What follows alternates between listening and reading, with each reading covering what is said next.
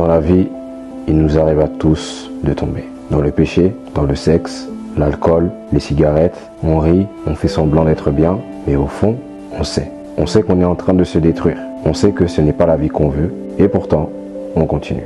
Pas parce qu'on aime ça, mais parce qu'on ne sait pas comment s'arrêter. On veut changer, on veut arrêter, mais comment? Je dis que je gère. Mais c'est faux, je suis accro, prisonnier. Je vais écouter, peut-être que c'est ma porte de sortie. Je cherche l'amour dans des bras qui ne me retiennent jamais. À la fin, je me sens sale, vide. Je veux autre chose. Je vais écouter, parce que là, je me perds.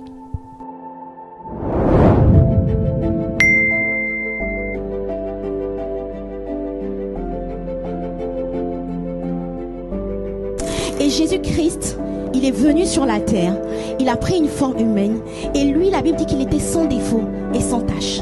Et il va se substituer. Normalement, tous les êtres humains devaient inexorablement être conduits à cette vie où on est esclave du péché. Mais il va dire, je vais prendre sur moi le péché. Je vais prendre sur moi la maladie. Je vais prendre sur moi la masturbation. Je vais prendre sur moi les avortements. Je vais prendre sur moi l'amertume. Je vais prendre sur moi l'avortement que tu as commis il y a 10 ans. Je vais prendre sur moi tous tes péchés. Je vais prendre sur moi les viols. Je vais prendre sur moi les abus. Je vais tout prendre et je vais être crucifié à la croix de Golgotha. Donc quand Jésus-Christ meurt à la croix et qu'ensuite le 3e jour il ressuscite, il triomphe du péché. Et la Bible dit que le corps du péché a été réduit à l'impuissance. C'est-à-dire que toute personne qui accepte Jésus-Christ comme Seigneur et Sauveur, désormais le corps du péché est réduit à l'impuissance. Ça veut dire que lorsque tu acceptes Jésus comme Seigneur et Sauveur, tu n'es plus esclave, tu n'es plus obligé d'être esclave du péché. Tu n'es plus obligé d'être esclave de l'amertume. Tu n'es plus obligé, quel que soit le mal qu'on t'a fait, de rester dans la tristesse. Tu n'es plus obligé. Lorsque tu acceptes Jésus-Christ comme Seigneur et Sauveur, la Bible dit de te considérer comme mort au péché. Ça veut dire quoi? Ça veut dire que quand la colère vient frapper à ta porte et dit manifeste-moi parce que j'ai toujours été dans ta vie. Tu as toujours été quelqu'un de colérique. Tu dis non, c'est pas possible. Je suis désormais mort au péché. Donc quand la colère vient, quand la masturbation veut venir frapper à ta porte, fais-le mort. Est-ce qu'un mort réagit?